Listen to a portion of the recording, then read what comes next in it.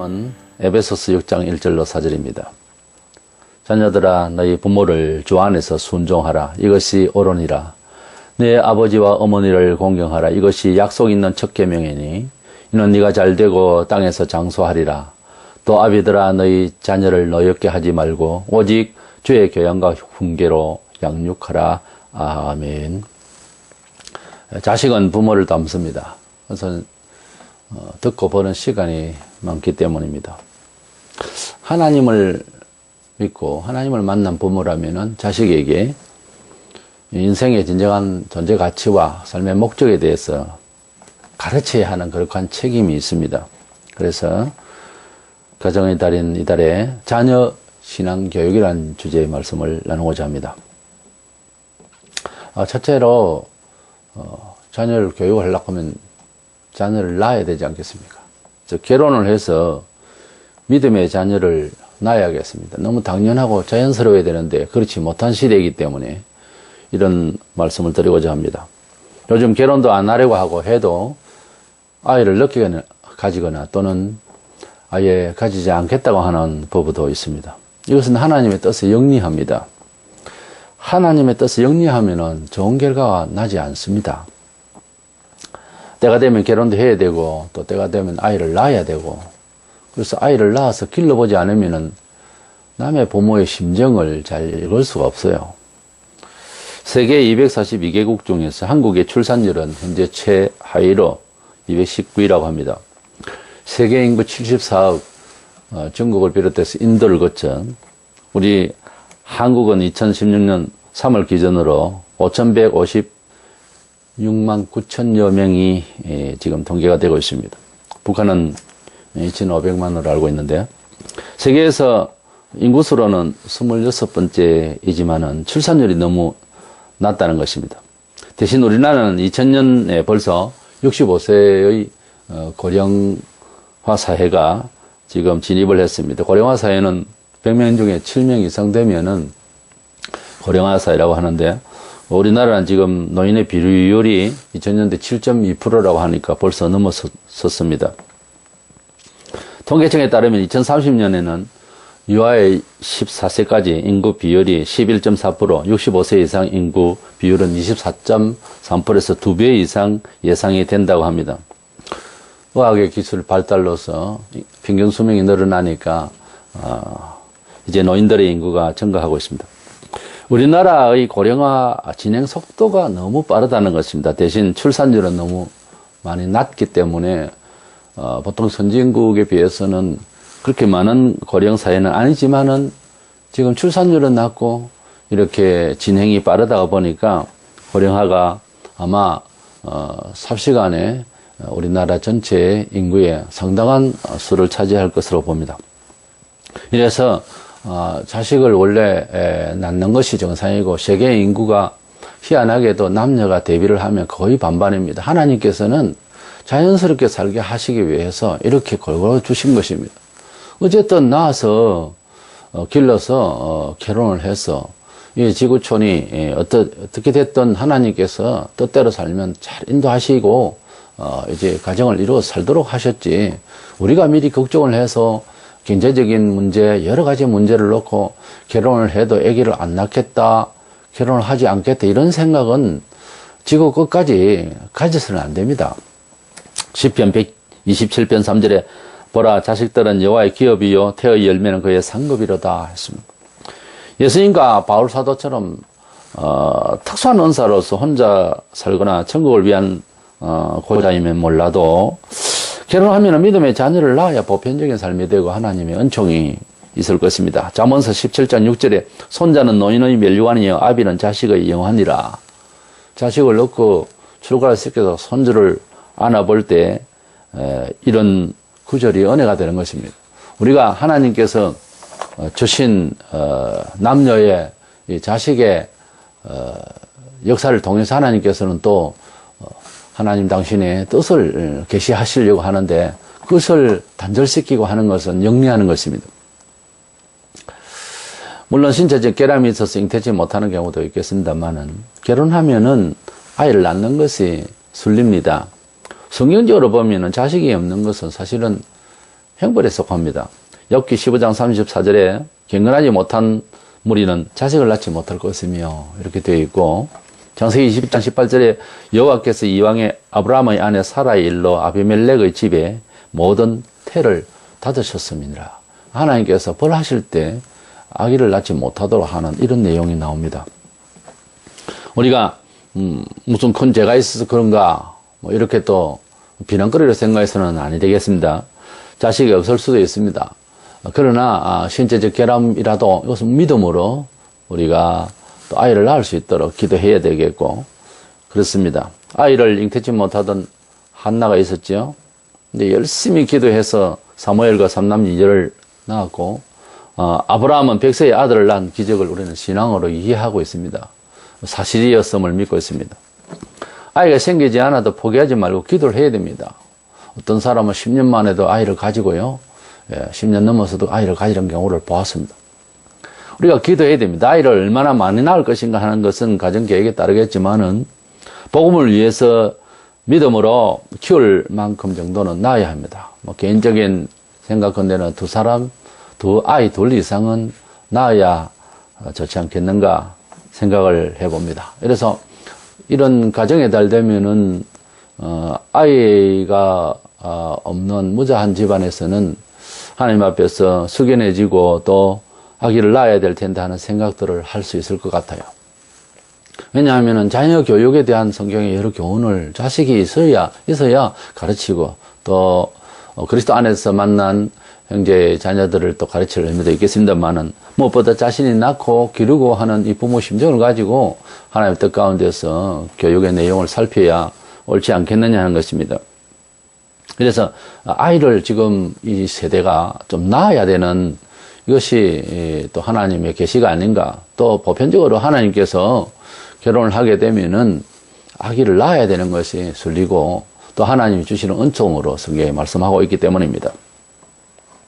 그러면 두 번째로는 주님을 위하여서 자식을 어떻게 교육을 할 것인가 하는 게 문제인데, 주님을 사랑하도록 하나님을 사랑하도록 하는 자녀 교육을 필히 강조를 해야 됩니다. 성도는 자식에게 반드시 신앙 교육을 해야 합니다. 자식을 하나님 백성답게 교육하는 것은 기독교인의 부모로서 책임입니다.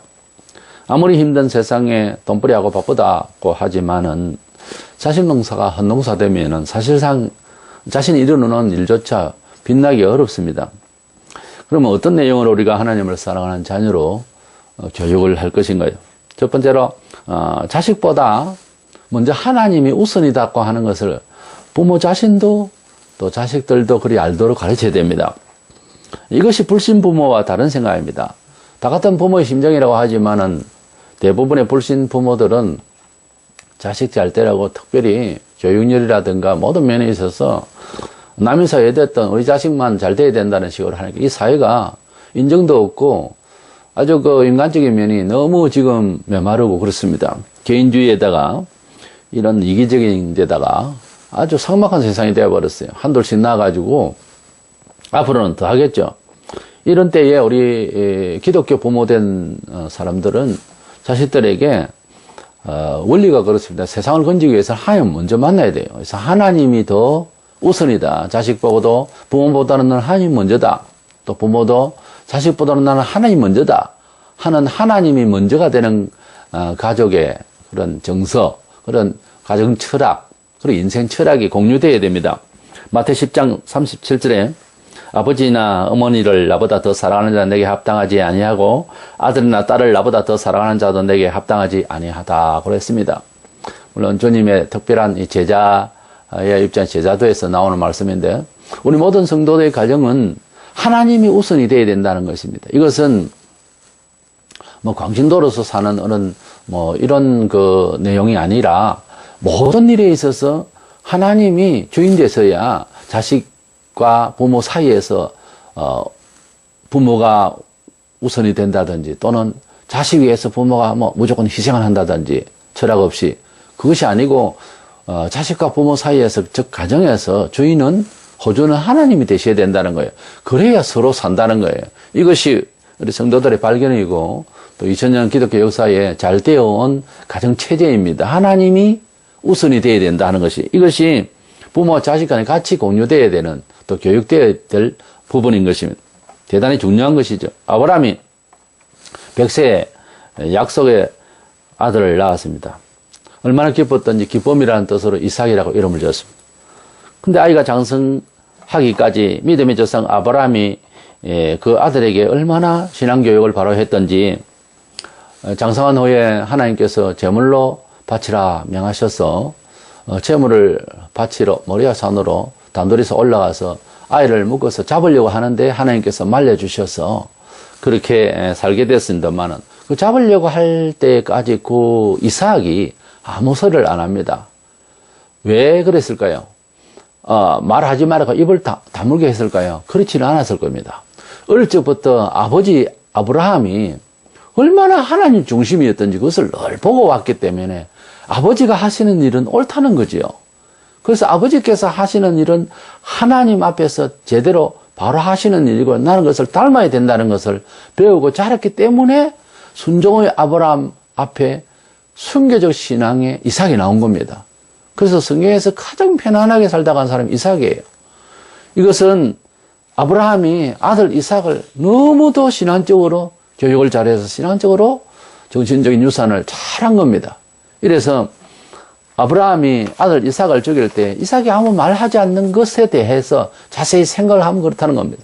아브라함이 그만큼 신앙교육을 한 거예요. 나와 너 사이보다 하나님 아버지가 우선이라는 것이 교육이 되어지지 않았으면 거기에서 난리가 났을 겁니다.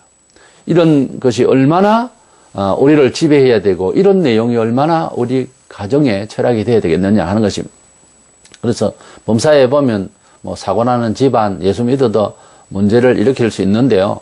하나님을 두려워하는 것이 가정 철학이 되고 자식이든 부모든 똑같이 공감을 이루는 그런 하나님을 두려워하는, 하나님을 경외하고 하나님을 영광 돌리고 하나님께 영광 돌리고 하나님을 중심으로 살아야 된다는 것이 늘 그것이 부모와 자식 간에 중심이 되어 있으면은 항상 하나님께서 도와주시는 가정이 됩니다.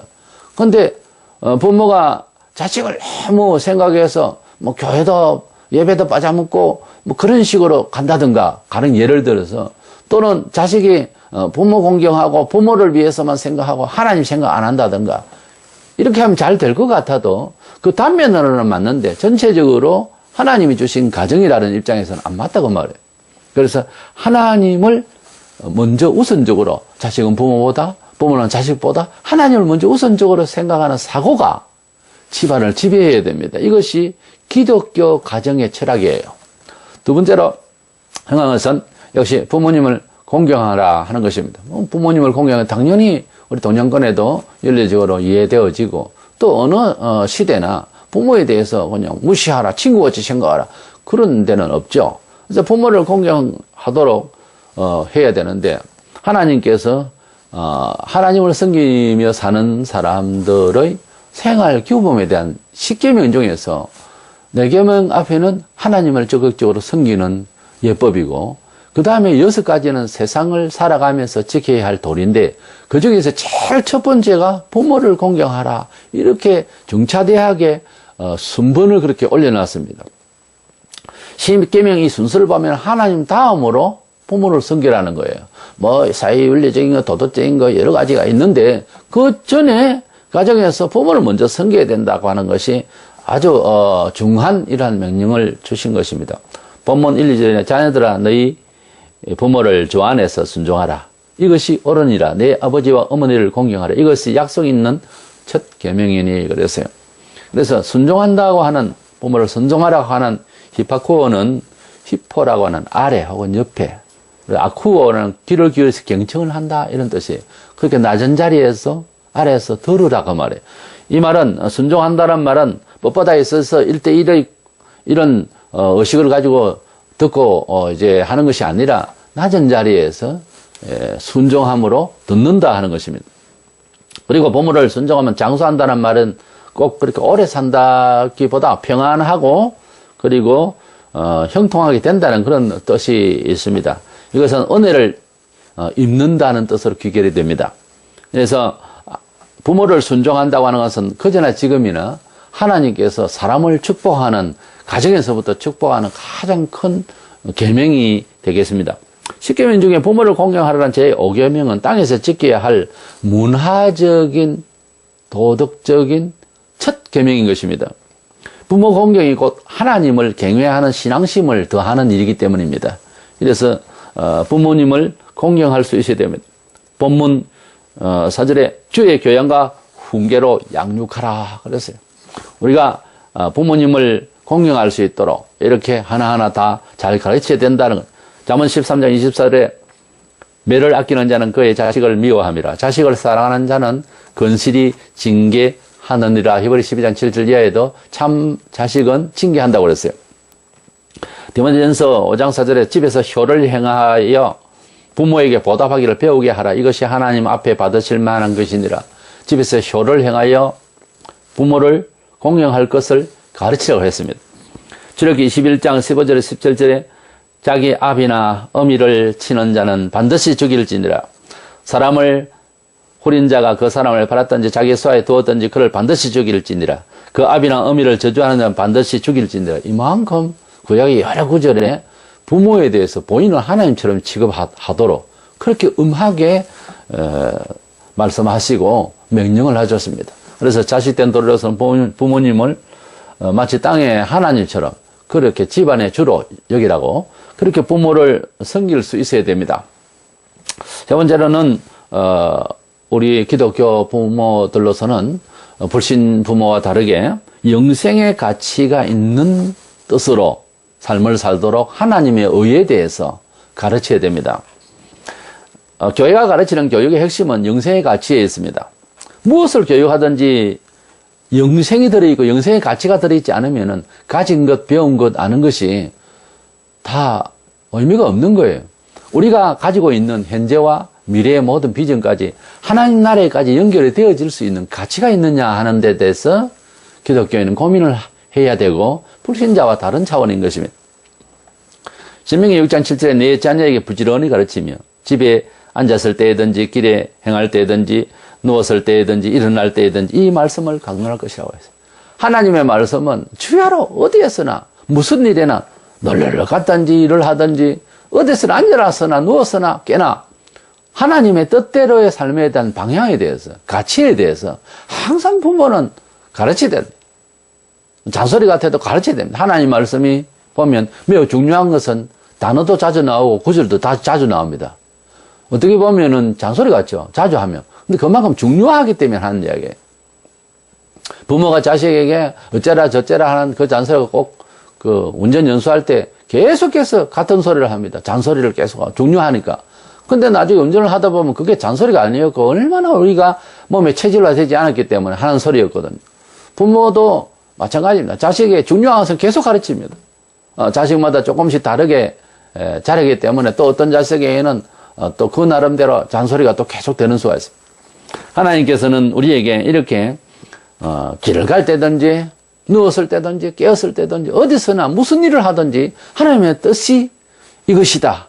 하나님 뜻대로 살기를 그렇게 가르치고 또 고민하고 하는 것이 매우 중요합니다. 잠언서 22장 6절에 마땅히 행할 길을 아이에게 가르치라. 그리하면 늙어도 그것을 떠나지 아니하리라. 그러니까 어릴 적부터 기독교 신자의 가정에서는 하나님의 뜻을 잘 가르쳐야 된다는 거예요. 그래서 하나님의 뜻을 우리가 가르침을 받는 것이 매우 중요한데 세계적으로 가족으로서 하나님을 섬기는 것을 잘 교육한 사람이 역시 유대인들입니다. 유대인들은 2살 때부터 어머님 품을 떠나지 않아요. 거기서 이제 같이 와서 이렇게 교육을 받아서 하지 않습니까? 그래가지고 어릴 때부터 아주 율법 교육을 잘 받아서 아예 체질이 아예 되어버린 것입니다. 그리고 하나님의 뜻을 잘 모르니까 해석한 탈무드를 통해서 교육을 하고 이래서 유대인들은 하나님의 교육 어릴 때부터 그렇게 한 거예요. 몸에 체질이 된 거예요. 이방인들로서는 여러 잡신들과 삶의 꾀를 가지고서 그냥 체질이 되어버렸어요. 그렇게 살다가 갑자기 예수교가 들어와서 삶을 이렇게 살아야 되고 목표는 하늘이다. 이런 식으로 되니까 설정이 안 돼 있는 겁니다. 그러니까 몸의 체질이 그렇게 안 되는 거예요.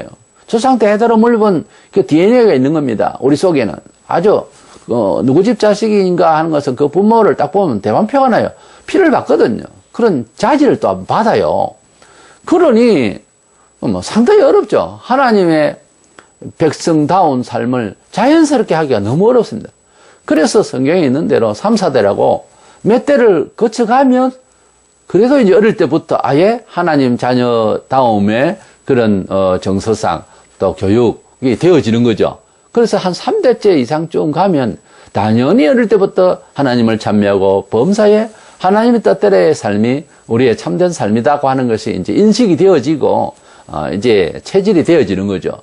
그렇지만 첫해 또 2세대까지도 약간 좀 어려울 수가 있습니다. 왜냐하면 그 주변이 그리스도 안에 사는 사람들을 친구라든지 교제라든지 일이라든지 이런 게 잘 안 되거든요.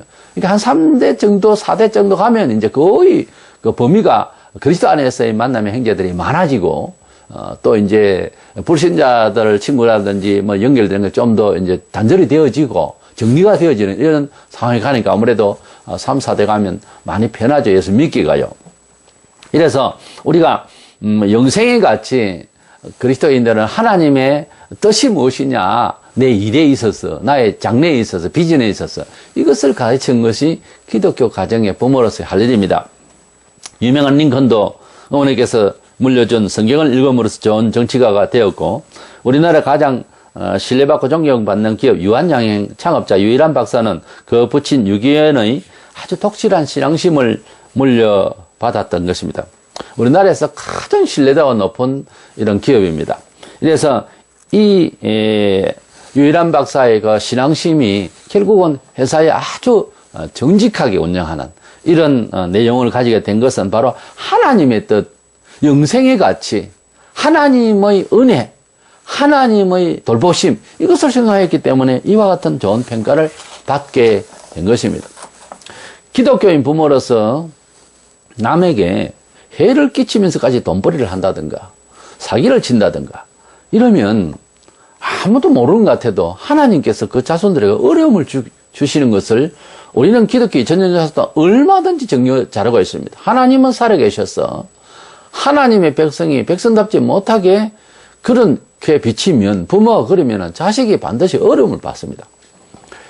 영생의 도를 무시하고 세속을 더 좋아라 하는 그런 말과 행동을, 언행을 보이면은 자식들이 자연히 그것을 보고 영원히 죽는 겁니다.